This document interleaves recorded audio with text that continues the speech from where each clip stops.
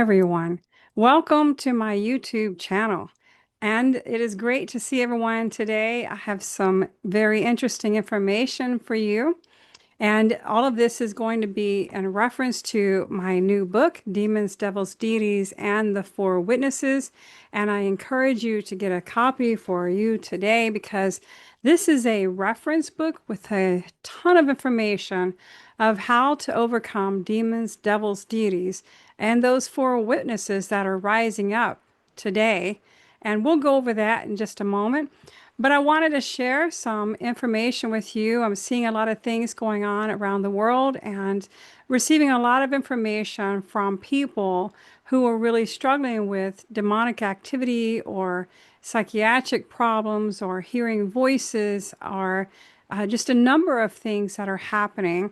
And it's getting to be quite alarming as to how much that there is going on, which makes me wonder if there's not more because it's related to the end of days. And so I do want to review some of the things such as the Song of Moses, and we will be going over that. Now we'll begin at Deuteronomy 31, starting at verse 12, so that we can get the introduction to the Song of Moses. But the Song of Moses is in Deuteronomy 32, verses 1 through 44. Now, we're not going to go over the entire Deuteronomy 32 Song of Moses. We will go over the four witnesses, of which is something that I would like to speak more about with you today. So one of my biggest concerns, not only is the demonic activity, but a lot of the psychiatric problems that are happening. And so I'm hearing from a number of friends who have gotten recently connected with new friends that are claiming to be a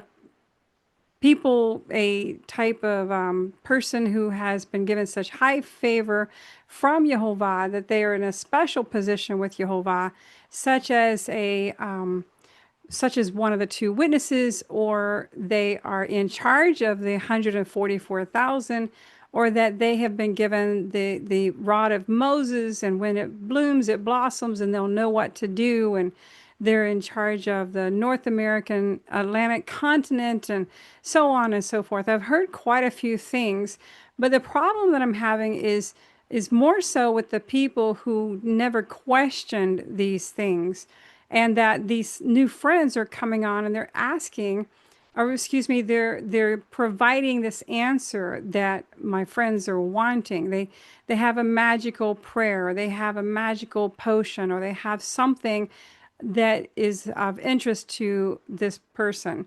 Maybe it's healing or deliverance or something, and that they were the gifted ones who wrote this magical prayer or whatever it was.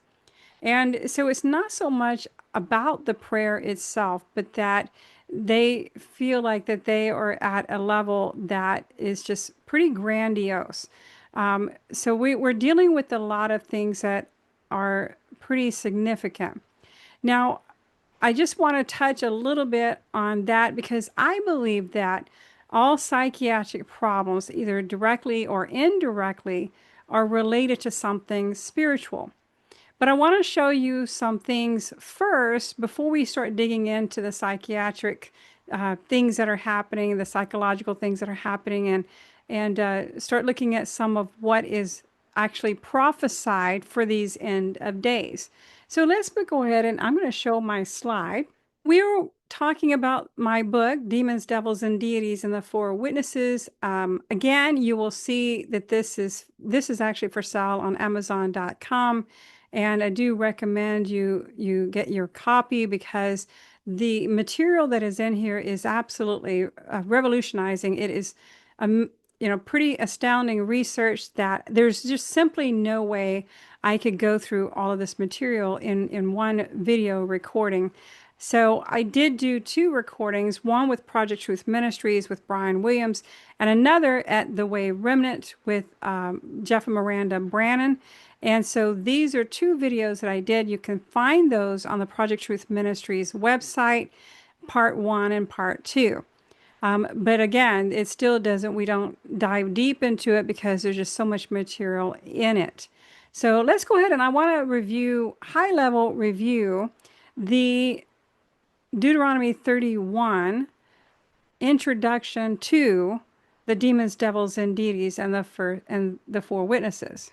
So what's important to recognize is that with this translation project, as many of you know, I have been translating the Cochin Hebrew New Testament manuscripts that has been discovered in Cochin, India.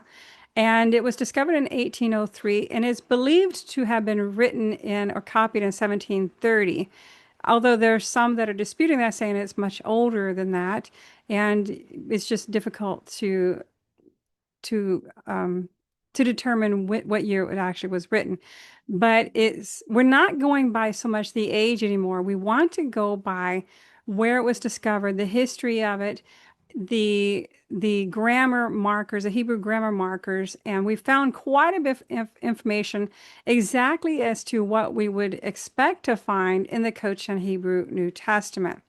Now, these are only a few things that we have discovered in the Cochin Hebrew New Testament. And you'll see that number one, we found 144,000. They're not only they're sealed in Jerusalem, but they have the tav and the mark upon their foreheads. And that actually matches up with the phrase tav meets chot that is discovered in Ezekiel 9, verse 4. Same Hebrew phrase, which is actually a direct reference of the sealing of the 144,000 in Revelation 7:4 to Ezekiel 9:4. And then we have the four horses that were discovered. That is a direct connection of the four horsemen of Revelation that directly connects with the Zechariah six horsemen. We don't have a red, white, black, and green horse. We have white, black, red, strong, and mottled horse, which directly matches up with the Zechariah 6, which is really fascinating. We then also discover that Yeshua really does speak Hebrew and his 3 days and 3 nights mystery, as well as the dragon, the Tanim, which is in Psalm 91. Now, I will be touching on this in this presentation, and I need to really stress that this is something that's going to be one of the most important revelation, I think, understandings of this presentation is that really you need to grasp this because I believe Psalm 91 is the key to defeating the dragon and the beast. We also found in the Scroll of Mysteries, the Cochin Hebrew Revelation, that those who worship the idol and the beast, they're getting a siman, which is a Hebrew word siman, which also means mark, but it's not the tav. And the first time the siman was translated was in the Mishnah, and it was translated as omen. So a lot of teachings in that. There again, you'll find these teachings on Project Truth Ministries website. Very fascinating information. And one of the others that I wanted to bring up is that the Song of the Lamb and the Song of Moses. This is not one song, these are two songs. And the reason why the Song of Moses has to be sung is because of this presentation right here that I will be presenting to you. Because the Song of Moses is one of the four witnesses. So let's continue on, and I will show you more about the Song of Moses. So let's begin reading at verse 12. Assemble the people, the men and the women and the little ones, and your sojourner who is within your gates, so that they hear and so that they learn to fear Jehovah your Elohim, and guard to do all the words of this Torah. And their children who have not known it should hear and learn to fear Jehovah your Elohim, as long as you live in the land you are passing over the Jordan to possess. And Jehovah said to Moses, see, the days have drawn near for you to die. Call Joshua and present yourselves in the tent of appointment, so that I command him. And Moses and Joshua went and presented themselves in the tent of appointment. And Jehovah appeared at the tent in a column of a cloud, and the column of cloud stood above the door of the tent. And Jehovah said to Moses, see, you are about to sleep with your fathers, and this people shall rise and whore after the gods of the strangers of the land into the midst of which they shall enter, and forsake me and break my covenant which I have made with them. Then my displeasure shall burn against them in that day, and I shall forsake them and hide my face from them, and they shall be consumed. And many evils and distresses shall come upon them, and it shall be said in that day, is it not because of our Elohim is not in our midst that these evils have come upon us? And I shall certainly hide my face in that day because of the evil which they have done, for they shall turn to other gods or other Elohim. And now write down this song for yourselves and teach it to the children of Israel. Put it in their mouths so that this song is to me for a witness against the children of Israel. And I shall bring them to the land flowing with milk and honey, of which I swore to their fathers, and they shall eat and be satisfied and be fat. Then they shall turn to other gods, and they shall serve them and scorn me and break my covenant. And it shall be when many evils and distresses come upon them that this song shall be before them as a witness. For it is not to be forgotten in the mouths of their seed. For I know their thoughts which they are forming today, even before I bring them to the land of which I swore to them. And Moses wrote this song this same day and taught it to the children of Israel. And he commanded Joshua, son of Nun, and said, Be strong and courageous, for you are to bring the children of Israel into the land of which I swore to them, and I myself am with you. And it came to be when Moses had completed the writing of the words of this Torah in a book until their completion, that Moses commanded the Levites who bore the ark of the covenant of Jehovah, saying, Take this book of the Torah, and you shall place it beside the ark of the covenant of Jehovah your Elohim, your God, and it shall be there as a witness against you. For I myself know your rebellion and your stiff-necked. See, while I am still alive with you today, you have been rebellious against Jehovah. Then how much more after my death? Assemble unto me all the elders of your tribes and your officers, so that I speak these words in their hearing, and call the heavens and the earth to witness against them. For I know that after my death you shall do very corruptly, and turn aside from the way which I have commanded you.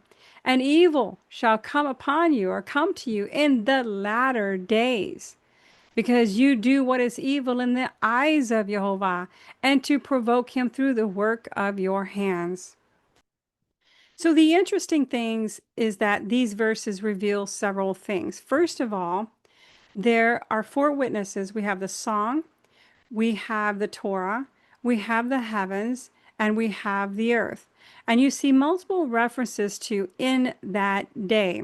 That day is referencing a future day when there is this great judgment that comes upon the earth from Jehovah because of the sins of the people. Now, what is sin? Sin is transgression of the Torah. It's missing the mark. And so when you transgress the Torah, then you're missing the mark. And so there's a great judgment coming upon the earth because of the breaking of that covenant, the covenant of Mount Sinai. And then you have not only the references of in that day, we saw that there was a reference that this is all going to happen in the latter days. So the latter days that this judgment will come up, and when Moses set the Torah beside the ark of the covenant, then the four witnesses were animated. They became alive, and they stood there as a witness on the four corners of the earth, witnessing against the people. And then the latter days will result in the time of that judgment. So I want you to get that picture that because of the breaking of the covenant of Jehovah, now these four witnesses have full reign to do what they were told to do. They are a witness for Jehovah against the children of Israel. And of course, the children of Israel are the people who are the people of God, right?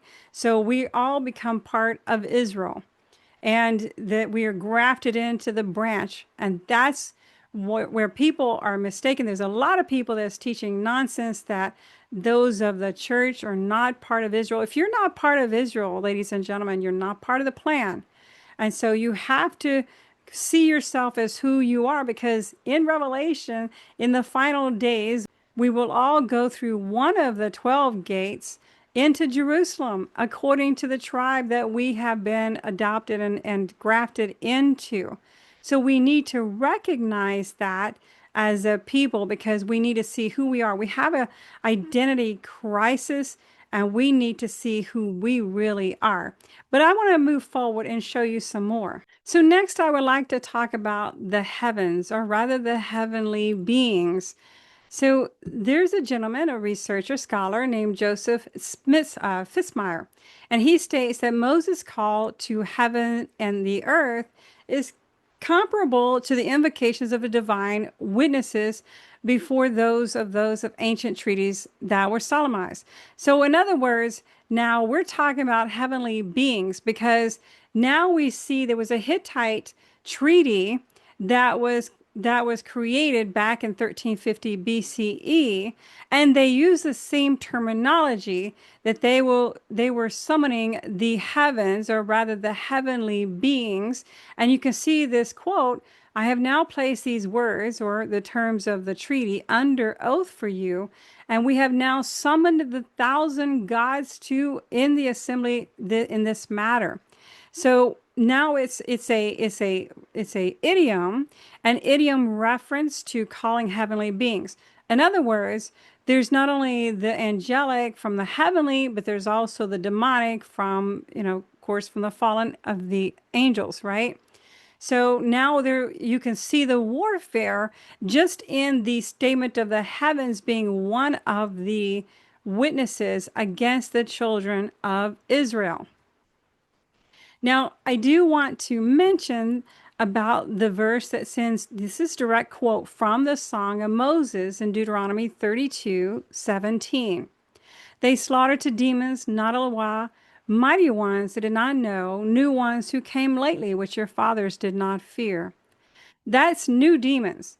And if you think about that, that's a little bit disturbing, because even in that day of Moses, that there were new demons that arrived on the scene, which is interesting because the word demons here is actually a very old word. It's actually derived from the Akkadian language, the language of Babylon. And so we see that the Shed or Shadim, now we're talking about the demons, and they came and they were brand new. They showed up on the scene. They were not known before. So I'm going to show you something in the Cochin Hebrew New Testament. Now, this is extremely important, because now we're seeing something that is in the Brit Hadashah, the New Testament, that is quite interesting, that it does line up with the Song of Moses. Now, most of you remember this verse from Matthew 17:21, where it says, but this kind, well, let's just go back and describe the scene. Yeshua, the disciples were unable to cast out a demon of this man, and Yeshua came and he cast out the demon. And then the disciple says, well, why couldn't we cast out the demon? And Yeshua answered them and says, but this kind does not go out except by through fast prayer and fasting, which is interesting. Now, there's a kind of demon that is so powerful at such a level that there must be fasting and prayer in order to cast it out. But I'm going to show you something that is in the Cochin Hebrew, Matthew 17:21. And it says, behold, this generation will not go out except by prayer and fasting. And where it's Zehador is basically saying this generation, or rather that generation, that generation will not go out. This seems to imply that there's a new generation of demons that will be presenting itself in the latter days. And these demons will be be required to fast and pray in order to cast out those demons. So now you see the difference between the Cochin Hebrew Matthew to the Greek Matthew, and that this one seems to hint to a new generation of demons that are rising on the scene. So I want to talk a little bit also about idolatry. Now, I'm touching all of these subjects for a reason, and I will go back and I will tie all these loose ends together. But idolatry is extremely problematic today, and I don't think a lot of people realize how much of this may be going on in their personal lives or what they may have brought upon themselves. So, when you bring an idol into your home, and you're bringing it just thinking it, well, it's a pretty thing, it's a pretty item, and I like the colors, and you bring it into your home, you've now given a rite of passage for these four witnesses to rise up against you. Remember, they were animated at the time in Deuteronomy 31 when the Torah was placed beside the Ark of the Covenant, and these four witnesses were animated. They were called to attention. I mean, we have the song, the Torah, the heavens and the earth were called to direct attention to stand up and take their place and watch over the children of Israel on behalf of Jehovah. And that when they do wrong, then you got the whole song of Moses that describes all these terrible things that will happen when they break the covenant, the commands of Jehovah. Now, an idol in Hebrew is pesel.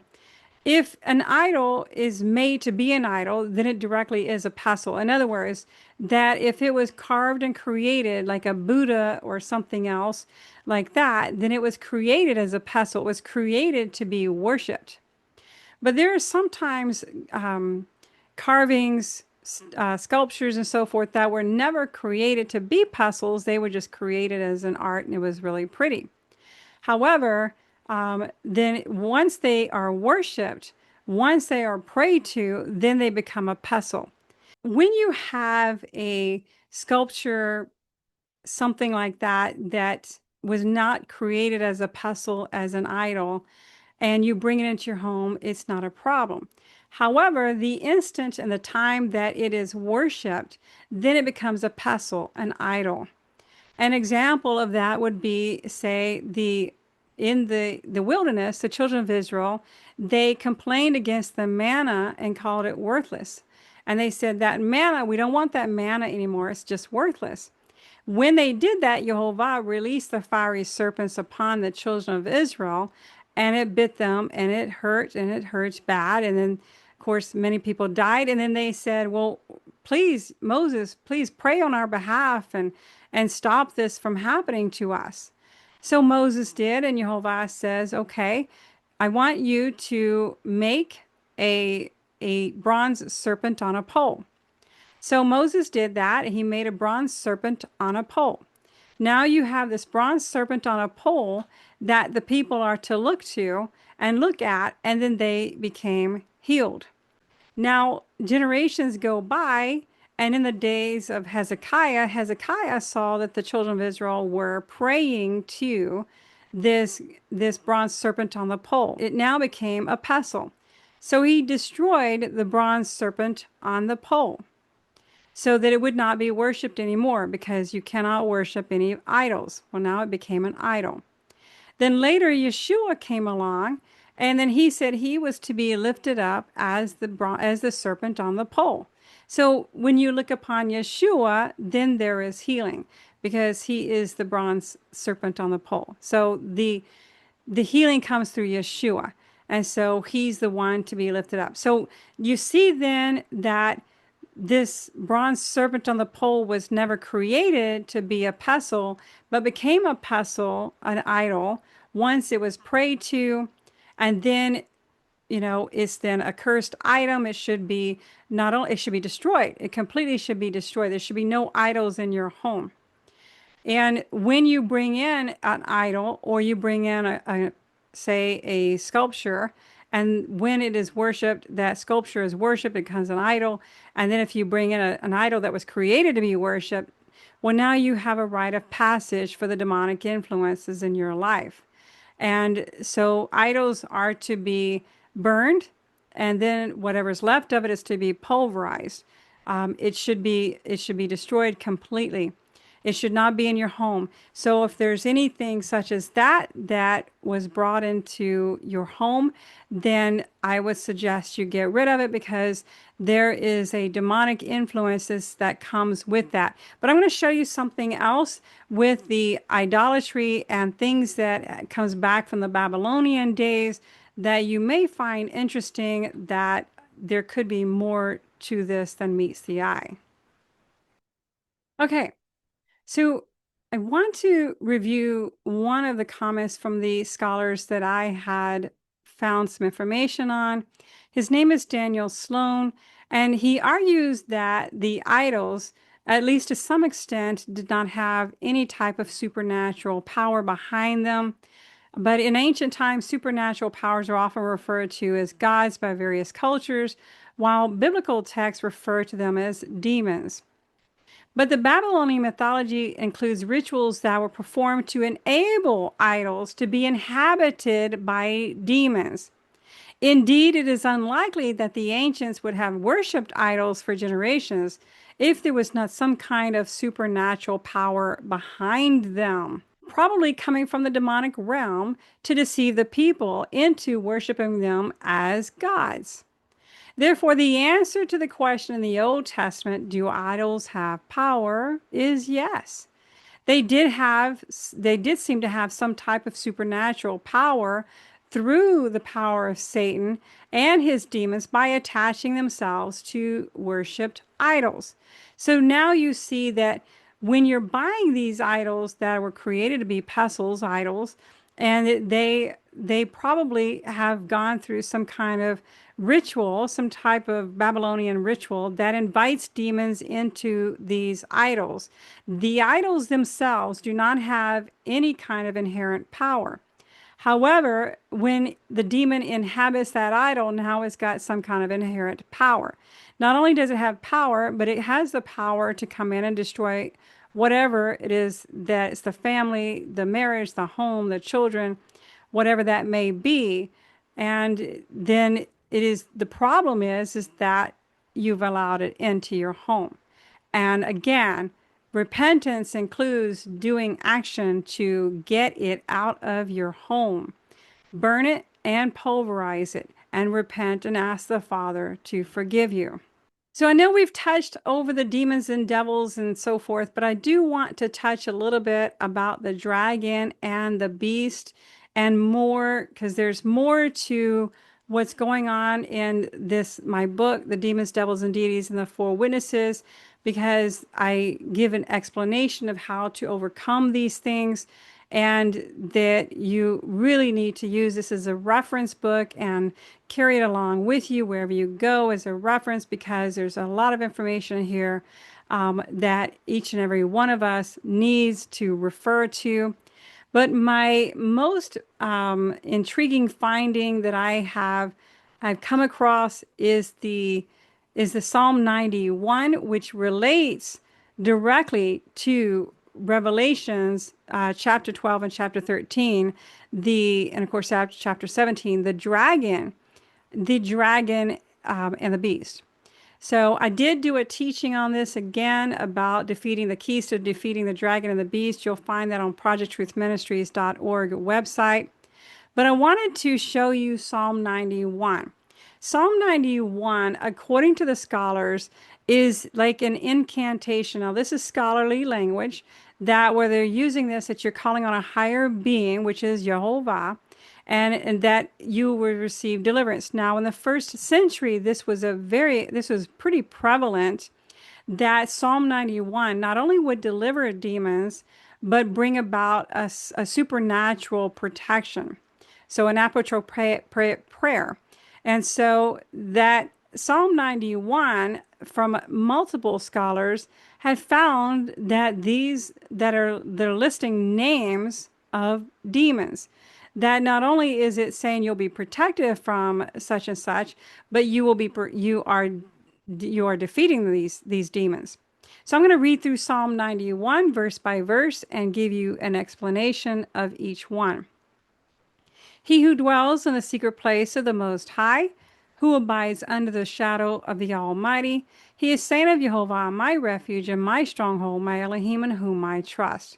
For he delivers you from the snare of a trapper, from destructive pestilence, Deber. Deber is a name of a demon. It doesn't say ha Deber, the pestilence. It says Deber. Now, even though it's poetry, and sometimes you're missing the definite article hey for the, that you also need to see that it is also referencing a name. So this destructive pestilence, that's his name. That's a demonic name. Now, I'm not saying that you have to call out demons' names in order to be delivered. I'm not saying that. I'm just saying that Psalm 91 does. And that's the reason why the scholars say that it has so much power behind it. So let's go on to verse number 4. He covers you with his feathers, and under his wings you take refuge. His truth is a shield and an armor. You are not afraid of the dread by night. Pechad Laila. Pechad Laila is a night terror demon. And there are people that are having such night terrors that are so dreadful. This is actually the name of the demon, is the Pechad Laila. Pechad Laila, the night terror demon. So not only when you're metaphorically abiding under the protection of Jehovah by reading Psalm 91 out loud, or at least having it played out loud, you are metaphorically putting yourself under the protection of Jehovah, and then you will defeat all of these things. So I'm going to read verse 5 again. You are not afraid of dread by night, or of arrow. That's Chetz, Osiris, or it's a Greek deity. And so that, you're defeating Chetz that flies by day. And then let's go to number 6. Of pestilence, Deber again, that walks in darkness. And of destruction, Ketev, also known as Asethia, the noonday demon. So the noonday demon, according to the scholars and others, have said that it attacks from 10 a.m. to 2 p.m. and that it brings such a terrible depression type feeling that you question your calling. You question that if you're even going to ever accomplish that calling in your life, that you just don't want to. It's a deep depression. And that ravages at midday from 10 a.m. to 2 p.m. 8,000 fall at your side and 10,000 at your right hand, but it does not come near you. Only with your eyes you look on and see the reward of the wrong ones, because you have made Jehovah my refuge, the Most High, your dwelling place. Now I stop here because I do want to go back over some of the notes from Dr. Tupa Guerrera. She's a demonologist, and Dr. Guerrera says that the pestilence that walks at noonday that's mentioned in Psalm 91:6 was likely one of the most feared demons known as Asethia. This demon was referenced in the Dead Sea Scrolls and also in later texts as well. So having some problems at noonday between 10 a.m. and 2 p.m., well, then you may be dealing with this Asethia. Well, let's continue on. I want to go to verse 10. No evil befalls you, and plague, nega, the inflicted death, war, and pestilence does not come near your tent. So again, nega is a demon. Nega brings about infliction of death, war, and pestilence. And you'll overcome nega. For he commands his messengers concerning you to guard you in all your ways. They bear you up in their hands, lest you dash your foot against a stone. You tread upon lion, the shakal. Shakal is an Egyptian deity. And also cobra, Peten. Then you have the young lion, Kefir. And then you have serpent. The Scriptures 2009 translates the Tanin here as serpent, that it can be dragon, sea monster, serpent. And you'll see this in many different places all throughout the Tanakh, the Old Testament, where it is translated differently, but yet it's still Tanin. Now, the interesting thing is that this is also found in Revelation 12, the scroll of mysteries, Cochin Hebrew Revelation. This is the dragon. And in the dragon and the beast is my theory is they are the same. They are one and the same. And that the dragon and the beast, the beast comes out of the sea, and yet the serpent or this tanin is actually a sea monster. And so, and of course, it's also the Leviathan that you see in Job. And so, in him you trample underfoot. Because he pleased me in love, therefore I deliver him. I set him on high because he has known my name. When he calls on me, I answer him. I am with him in distress. I deliver him and esteem him. With long life, I satisfy him and show him my deliverance. Amen.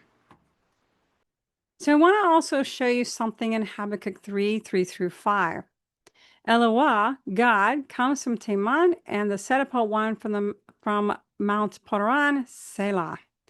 His splendor shall cover the heavens, and his praise shall fill the earth. And the brightness is as the light, and his rays from his hand, and there his power is hidden.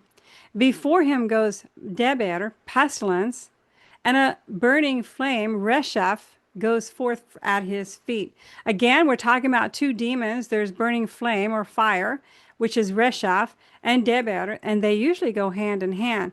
Yet when God, Jehovah, comes in on the scene, Resheph and Deber cannot remain in his presence. So therefore, reading Psalm 91 and also Habakkuk 3, 3 through 5 brings about a great deliverance from the most mighty, awful, dreadful demons, and that you are metaphorically positioning yourself under the protection of Jehovah by reading these things out loud.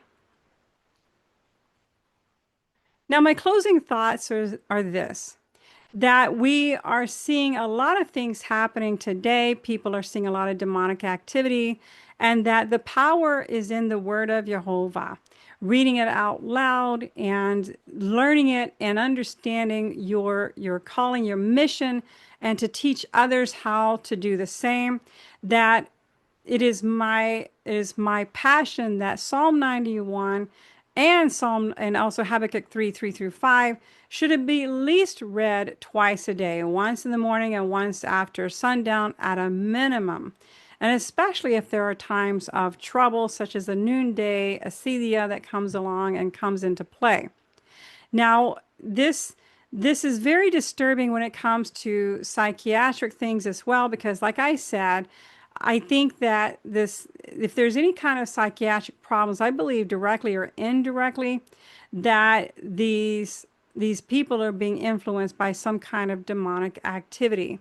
And so I think that by equipping you to understanding what is in the findings between the Cochin and the Cochin Hebrew New Testament to the Tanakh, the Old Testament, and then connecting the dots together, because we are in the end of days when these four witnesses are rising and bringing judgment upon the people.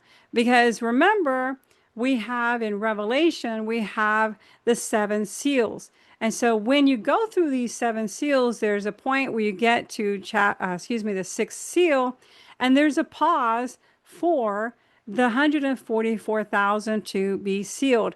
But what's interestingly enough is that there are four messengers holding back the winds of the earth. Now, these four messengers is my theory that they are the four witnesses described in the introduction to the Song of Moses. And so they're saying, hold up, but once they're sealed, then we're going to do our business of which Jehovah has commanded us to do. So I encourage all of you to not only read these scriptures out loud, but to call out the names of those of whom you're calling it out and praying for, as well as yourself, because we're in a very dangerous time.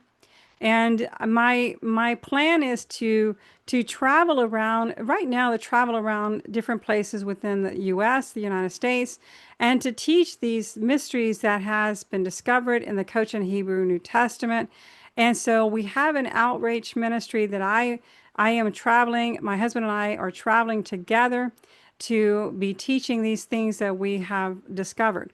Now, if you would like to donate to the outreach ministry, you can actually scan this PayPal image and directly donate any amount. Will bless this ministry to go and teach this to many others. Now you can continue to follow me on my personal YouTube channel at Janice F Baca _translator. You can also find other teachings at Project Truth Ministries, but I also have videos that I've done, some interviews with others such as Scott Harwell, and also at the Way Remnant with Jeff Marana Brannon.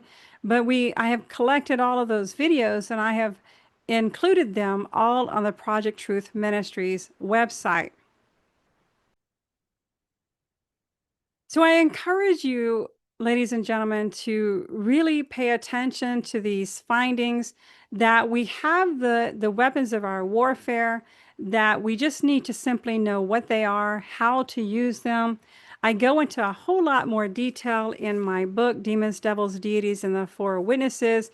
I do encourage you to get your own copy of this book from Amazon.com and to apply those lessons that I've learned into your prayer life, because this is going to be the only way to defeat the dragon and the beast is through your prayers, the weapons, your sword of the word, and so forth.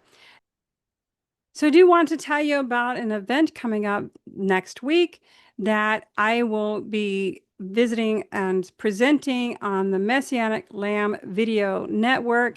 You can find that link at messianiclambradio.com. And I will be speaking at 7 p.m. Central Time on September the 8th.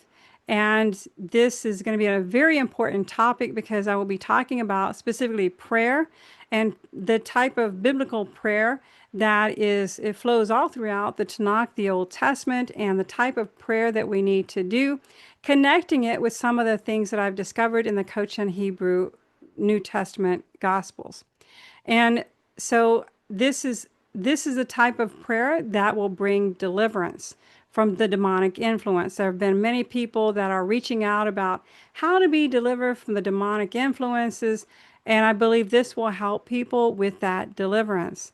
So that's September the 8th. Also, September the 24th and September the 27th, if you're anywhere near Hondo, Texas, at the St. Paul Lutheran Church, I will be doing 2 events at that time on those days. You can see that on Project Truth Ministries. All of these you can find on the Project Truth Ministries events page. And there's a huge event also that is in Denver, Colorado, Golden, Colorado, that I will be speaking 4 different times at this conference. And we have miraculously a band. It is the Power of God band that is coming together without my help. My Father, my Heavenly Father, is bringing this together because I really have a passion to demonstrate the power of God singing. And the band miraculously came together, and now they're all professionals and absolutely amazing in their skill set. And they will be with us in Golden, Colorado to demonstrate the power of God singing. And in Denver, I will be speaking about the power of God singing, the 144,000, the demons, devils, deities, and the 4 witnesses. I will go into a little bit more detail there, as well as I will be giving the testimony of Mount Sinai. Not just me, I'm going to have a guest speaker. Not only a guest speaker in Golden, Colorado, but on the September the 27th event, I will have a special guest with me for that event as well. So these are events coming up, ladies and gentlemen. I encourage you to join us and then come see us and say hello and say you saw the video, and we look forward to meeting each and every one of you and getting your input. So I want to say bless you. Thank you for being on my channel. Thank you for following my teachings. I have more that is coming. This channel is coming back to life. So I want to say thank you and God bless.